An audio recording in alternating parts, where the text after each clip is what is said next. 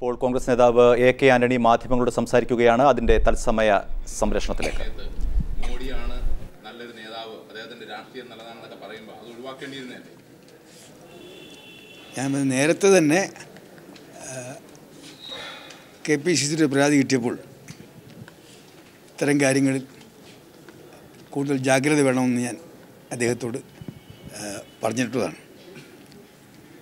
അതിനപ്പുറത്തൊന്നും എനിക്ക് പറയാനില്ല. ഇങ്ങനെയുള്ള ഈ പ്രശംസകളൊക്കെ അദ്ദേഹത്തിന് ഒരു നേരെ ഉണ്ടാവുന്ന ഒരു അന്വേഷണം അതിനൊക്കെ ഭയന്നിട്ടാണ് എന്ന് കോൺഗ്രസ് നേതൃത്വം കരുതുന്നുണ്ടോ? ഞാൻ ഏതായാലും അത്ര എഴുതാപ്പുറം വായിക്കാൻ ആഗ്രഹിക്കുന്നു. ഞാൻ പറയല്ല, ഞാൻ കോൺഗ്രസ് പാർട്ടിക്കകത്ത് എനിക്ക് ഒരു പ്രത്യേക ചുമതലയുണ്ട്. അച്ചടക്ക സമിതി എൻ്റെ ചെയർമാൻ. അതുകൊണ്ട് എൻ്റെ ഭാഗത്തു നിന്ന് ഞാൻ ഇത്തരം പ്രശ്നങ്ങളെക്കുറിച്ചൊരു മുൻകൂട്ടി ഒരു പ്രതികരണം ഉണ്ടാകുന്നത് ശരിയല്ല. അപ്പോൾ അതിൻ്റെ അർത്ഥം ഞാൻ തന്നെ ഒരു മുൻവിധിയുള്ള ആളാണെന്നാണ്. അത് ഞാൻ അതുകൊണ്ട് പറയത്തില്ല. ഏത് കാര്യത്തെക്കുറിച്ച് പറഞ്ഞത് മോഡിയും ടീമും വളരെ നല്ല രീതിയിലാണ് പ്രവർത്തിക്കുന്നത് എന്നാണ് പറഞ്ഞത്. അതിന് കോൺഗ്രസ് അനുകൂലിക്കുന്നുണ്ടോ?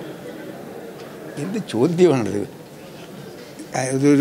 ആ ചോദ്യം തന്നെ ഒരു ശരിയായ ചോദ്യമല്ല. കാരണം കഴിഞ്ഞ 8 മാസം കൊണ്ട് കോൺഗ്രസിൻ്റെ അഭിപ്രായത്തിൽ പ്രധാനമന്ത്രിയുടെ ഭാഗത്തുനിന്നുണ്ടായിട്ടുള്ള പ്രസംഗങ്ങൾ മാത്രമാണ്. ഒരേ കാര്യം തന്നെ അദ്ദേഹം പ്രസംഗിച്ചുകൊണ്ടിരിക്കുന്നു. പക്ഷേ ഈ ഭരണത്തിൽ വന്നതിന് ശേഷം ഇന്ത്യയിലെ കൃഷിക്കാർക്കാകട്ടെ, പാവപ്പെട്ടവർക്കാകട്ടെ, സാധാരണക്കാർക്കാകട്ടെ, ചെറുപ്പക്കാർക്കാകട്ടെ അവരുടെ നിത്യജീവിതത്തിൽ ഒരു പ്രയോജനം ഉണ്ടായിട്ടില്ല. പ്രസംഗങ്ങൾ മാത്രമാണ്. അതിന് പകരം കഴിഞ്ഞ ഗവൺമെൻറ് ഈ രാജ്യത്തെ സാധാരണക്കാർക്ക് വേണ്ടി നടപ്പാക്കിയ പല നിയമനിർമ്മാണങ്ങളും അട്ടിമറിക്കുകയാണ്. പാർലമെൻറ്റിനെ പോലും വിശ്വാസം എടുക്കാതെ അട്ടിമറിക്കുകയാണ്. ഇപ്പോൾ തന്നെ ലാൻഡ് അക്വിസിഷൻ ആക്ട്, ആ ആക്ടിൽ ഇപ്പോൾ ഭേദഗതി നടപ്പാക്കുകയാണെങ്കിൽ ഇന്ത്യയിലെ കോടാനുകോടി കൃഷിക്കാരുടെ മൗലികാവകാശം നഷ്ടപ്പെടുകയാണ്. കഴിഞ്ഞ ഗവൺമെൻറ് നൽകിയ ആ അവകാശം നഷ്ടപ്പെടുത്തുകയാണ്. കാരണം നിർബന്ധിതമായി ശക്തി ഉപയോഗിച്ചുകൊണ്ട്, അധികാരം ഉപയോഗിച്ചുകൊണ്ട്, മസിൽ പവർ ഉപയോഗിച്ചുകൊണ്ട് കൃഷിക്കാരുടെ ഭൂമി തട്ടിപ്പറിക്കാൻ അനുവാദം നൽകുന്നൊരു നിയമമാണ് കൊണ്ടുവന്നിരിക്കുന്നത്. അതുപോലെ പാവപ്പെട്ട ട്രൈബൽസിൻ്റെ ഭൂമി തട്ടിപ്പറിക്കാനുള്ള അവകാശങ്ങൾ, ഇതുപോലുള്ള ഡസൻ കണക്കിന് ഓർഡിനൻസ് പാസ്സായിക്കൊണ്ട് മുന്നോട്ട് പോവുകയാണ്. ഈ ഗവൺമെൻറ് വന്നതിന് ശേഷം ജനങ്ങൾക്ക് ഉപകാരപ്രദമായ ഒരു നടപടി ഉണ്ടായിട്ടില്ലെന്ന് മാത്രമല്ല, കഴിഞ്ഞ ഗവൺമെൻറ് ഈ രാജ്യത്തെ കൃഷിക്കാർക്കും അതുപോലെ സാധാരണക്കാർക്കും അനുകൂലമായിട്ട് പാസ്സാക്കിയ നിയമനിർമ്മാണങ്ങളെല്ലാം പാർലമെൻറ്റിൽ പോലും അവതരിപ്പിക്കാതെ, പാർലമെൻറ്റിനെ പോലും വിശ്വാസമെടുക്കാതെ അട്ടിമറിച്ചുകൊണ്ടിരിക്കുകയാണ്. അതിനെല്ലാം കോൺഗ്രസ് എതിർക്കുകയാണ്. അതിനെതിരായിട്ട് ഞങ്ങൾ യഥാർത്ഥത്തിൽ 8 മാസം കാത്തിരുന്നു. ഇനി ഏതായാലും പ്രത്യക്ഷ സമരരംഗത്തേക്ക് പോകാനുള്ള തീരുമാനമാണ് കോൺഗ്രസ് എടുത്തിരിക്കുന്നത്. മോഡി ഗവൺമെൻറ്റിൻ്റെ ജനവിരുദ്ധ നയങ്ങൾക്കെതിരായി ഇനി പ്രത്യക്ഷ സമരത്തിലേക്ക് നീങ്ങാൻ ആണ് കോൺഗ്രസ് തീരുമാനിച്ചിരിക്കുന്നത്. അപ്പോൾ ഉപദേശങ്ങൾ പറഞ്ഞ് ആ ഘട്ടം കഴിഞ്ഞു.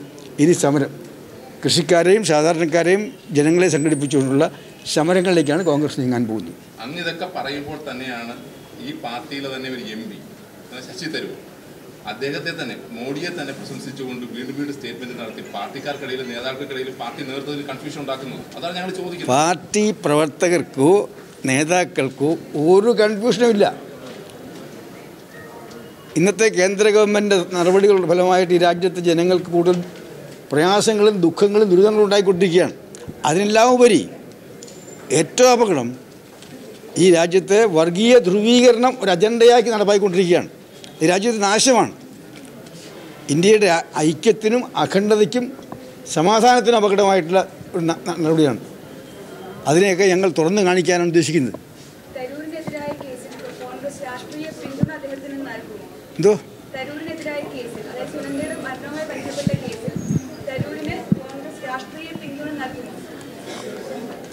ഇപ്പോഴത്തെ ഈ ശശി തരൂരിനുള്ള കേസ് നിയമപരമായിട്ടുള്ള കേസാണ്. അത് നിയമത്തിൻ്റെ വഴിക്ക് പോട്ടെ. അതേക്കുറിച്ച് ഞാൻ അഭിപ്രായം പറയുന്നില്ല. അത് രാഷ്ട്രീയവൽക്കരിക്കാൻ, ആ കേസ് രാഷ്ട്രീയവൽക്കരിക്കാൻ ഞാൻ ആഗ്രഹിക്കുന്നില്ല. കേസ് നിയമത്തിൻ്റെ വഴിക്ക് തന്നെ പോട്ടെ. അതേക്കുറിച്ച് ഞാൻ അഭിപ്രായം പറയുന്നില്ല. ശരി, എനിക്ക് പറയാൻ പറ്റൂ. ഞാൻ എസ്.പി. അസംബ്ലി ചെയർമാനല്ലേ.